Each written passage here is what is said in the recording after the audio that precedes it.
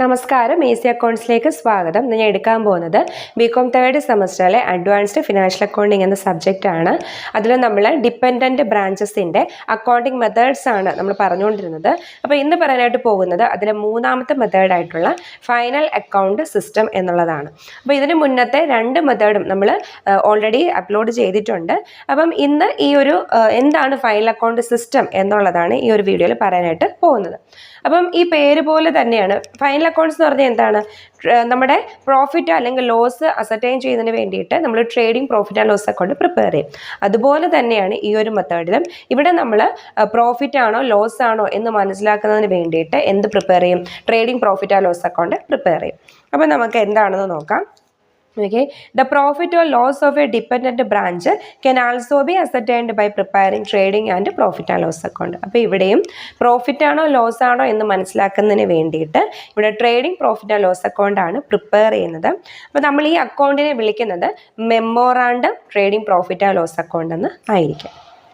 On preparing the account, ഈ account prepare ചെയ്യുന്ന സമയത്ത് opening stock, goods send to branch, goods returned by branch, closing stock, ഇത്തരത്തിലെ എല്ലാ items നമ്മൾ കാണിക്കേണ്ടത് കോസ്റ്റ് പ്രൈസിനായിരിക്കണം. എന്തിനാവരുത്, ഇൻവോയ്സ് പ്രൈസിനായിരിക്കരുത്. നമ്മൾ ഇതിനുള്ള മെത്തേഡ്സിലൊക്കെ ഇൻവോയ്സ് പ്രൈസിൽ മാത്രം കാണിക്കേണ്ട മെത്തേഡ്സ് ഒക്കെ പറഞ്ഞിരുന്നു.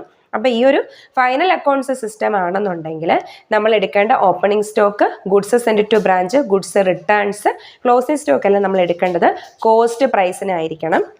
ഒരിക്കലും ഇൻവോയ്സ് പ്രൈസിന് എടുക്കാനായിട്ട് പാടില്ല. അപ്പോൾ ക്വസ്റ്റ്യനിൽ നമുക്ക് ഇൻവോയ്സ് പ്രൈസ് ആണ് തന്നതെങ്കിൽ നമ്മൾ അതിന് എന്ത് കണ്ടുപിടിക്കുക, അതിൻ്റെ കോസ്റ്റ് പ്രൈസ് കണ്ടുപിടിക്കുക. കണ്ടുപിടിച്ചതിന് ശേഷം നമ്മളത് കോസ്റ്റ് പ്രൈസിൽ തന്നെ കാണിക്കാം. അപ്പം ഈ trading account, trading profit and loss account എന്ന് പറയുമ്പോൾ തന്നെ ട്രേഡിംഗ് അക്കൗണ്ടിലായിരിക്കും നമ്മളുടെ ഈ opening stock, goods send to branch, അതുപോലെ തന്നെ ഗുഡ്സ് റിട്ടേൺസ്, ക്ലോസിംഗ് സ്റ്റോക്ക്, ഇതെല്ലാം വരുന്നത് ട്രേഡിംഗ് അക്കൗണ്ടിലായിരിക്കും. ഇൻഡയറക്റ്റ് എക്സ്പെൻസസ് ഒക്കെ ആയിരിക്കും നമുക്ക് എവിടെയോട്ട് എഴുതേണ്ടത്, പ്രോഫിറ്റ് ആൻഡ് ലോസ് അക്കൗണ്ടിൽ എഴുതേണ്ടത്. അപ്പോൾ ട്രേഡിംഗ് അക്കൗണ്ടിൽ നിന്ന് കിട്ടുന്ന ഗ്രോസ് പ്രോഫിറ്റ് നമ്മൾ ഈ പ്രോഫിറ്റ് ആൻഡ് ലോസ് അക്കൗണ്ടിലോട്ട് എന്ത് ചെയ്യും, ബ്രോഡ് ഓൺ ചെയ്യും. ഇതിൽ നിന്നും നമ്മുടെ ഇൻഡയറക്റ്റ് എക്സ്പെൻസസ് ഒക്കെ കുറച്ച് കഴിയുമ്പോൾ നമുക്ക് എന്ത് കിട്ടും, നെറ്റ് പ്രോഫിറ്റ് കിട്ടും. Under this system, also the head office prepare a branch account to record the regular transaction between the head office and the branch. ഇനി ഈ ഒരു trading profit and loss account കൂടാതെ സാധാരണഗതിയിൽ പ്രിപ്പയർ ചെയ്യുന്നത് പോലെ branch അക്കൗണ്ടും ഇവിടെ പ്രിപ്പയർ ചെയ്യും. എന്തിനായിരിക്കും, ഈ ഹെഡ് ഓഫീസും ബ്രാഞ്ചസും തമ്മിലുള്ള ട്രാൻസാക്ഷൻസ് ഒക്കെ, യൂഷ്വലായിട്ട് നടക്കുന്ന ട്രാൻസാക്ഷൻസ് ഒക്കെ റെക്കോർഡ് ചെയ്യുന്നതിന് വേണ്ടിയിട്ട് ഇവിടെ ഒരു ബ്രാഞ്ച് അക്കൗണ്ടും പ്രിപ്പയർ ചെയ്യും.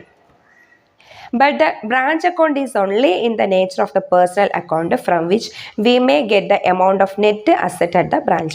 അപ്പോൾ ഇവിടുത്തെ ബ്രാഞ്ച് അക്കൗണ്ട് സാധാരണഗതിയിലുള്ള ബ്രാഞ്ച് അക്കൗണ്ടിലൊക്കെ നമ്മൾ എന്താണ്, ഒരു നോമിനൽ അക്കൗണ്ട് നേച്ചറാണ്. പക്ഷേ ഈ സിസ്റ്റത്തിനകത്ത് ബ്രാഞ്ച് അക്കൗണ്ടിന് എന്ത് നേച്ചർ മാത്രമേ ഉള്ളൂ, പേഴ്സണൽ അക്കൗണ്ടിൻ്റെ നേച്ചർ മാത്രമേ ഉള്ളൂ. ആദ്യം തന്നെ ഒരു memorandum trading profit and loss അക്കൗണ്ടാണ് പ്രിപ്പയർ ചെയ്യുന്നത്. ഇനി ഈ ബ്രാഞ്ച് അക്കൗണ്ട് കൊണ്ട് എന്താണ് ഉദ്ദേശിക്കുന്നത് ചോദിച്ചാൽ അവിടെ ഒരു പേഴ്സണൽ അക്കൗണ്ട്, അതായത് ബ്രാഞ്ചും ഹെഡ് ഓഫീസും തമ്മിലുള്ള ട്രാൻസാക്ഷൻസുകൾ മാത്രം, റെഗുലറായിട്ട് അല്ലെങ്കിൽ യൂഷ്വലായിട്ട് നടക്കുന്ന ട്രാൻസാക്ഷൻസ് മാത്രം റെക്കോർഡ് ചെയ്യുന്ന ഒരു അക്കൗണ്ടാണ് ഇത് ബ്രാഞ്ച് അക്കൗണ്ട്.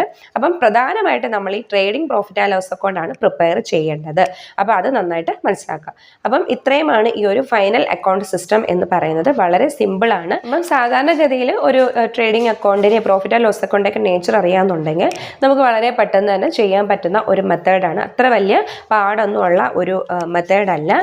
പിന്നെ നമ്മൾ മനസ്സിലാക്കേണ്ട കാര്യം എന്ന് പറയുന്നത് കോസ്റ്റ് പ്രൈസിൽ മാറ്റാനുള്ളതാണ്. അപ്പം ഞാനിതിന് മുന്നത്തെ വീഡിയോസിൽ നമ്മുടെ കോസ്റ്റ് പ്രൈസ് തന്നാൽ അത് ഇൻവോയ്സ് പ്രൈസ് ആക്കേണ്ട എങ്ങനെ എന്നൊക്കെ പറഞ്ഞിരുന്നു.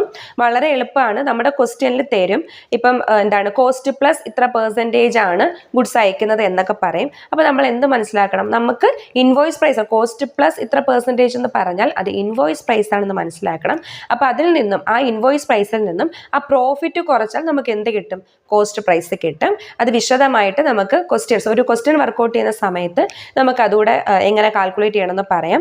അപ്പം നമുക്ക് മനസ്സിലാവും. അപ്പോൾ അത് വെച്ചിട്ട് നമ്മൾ ആ തന്നിരിക്കുന്ന ഇൻവോയ്സ് പ്രൈസിൽ നിന്നും പ്രോഫിറ്റ് കണ്ടെത്തി കുറച്ച് കഴിഞ്ഞാൽ കോസ്റ്റ് പ്രൈസ് കിട്ടും. അപ്പോൾ നമ്മൾ എന്ത് ചെയ്യുക, അതൊക്കെ കോസ്റ്റ് പ്രൈസിലോട്ട് ഈ പറഞ്ഞ opening stock, goods send to branch, goods return by branch, closing stock, ഇത്രയും ഐറ്റംസ് കോസ്റ്റ് പ്രൈസിൽ തന്നെ കാണിക്കാം.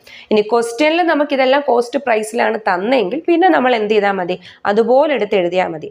ബ്രാക്കറ്റിൽ ഇൻവോയ്സ് പ്രൈസ് എന്ന് പറഞ്ഞാൽ ഓർത്തോളുക, നമ്മളത് കോസ്റ്റ് പ്രൈസ് ആയിട്ട് കൺവേർട്ട് ചെയ്യണം. അപ്പം ഇത്രയൊക്കെയാണ് ഇത് ശ്രദ്ധിക്കേണ്ടുന്ന കാര്യങ്ങൾ.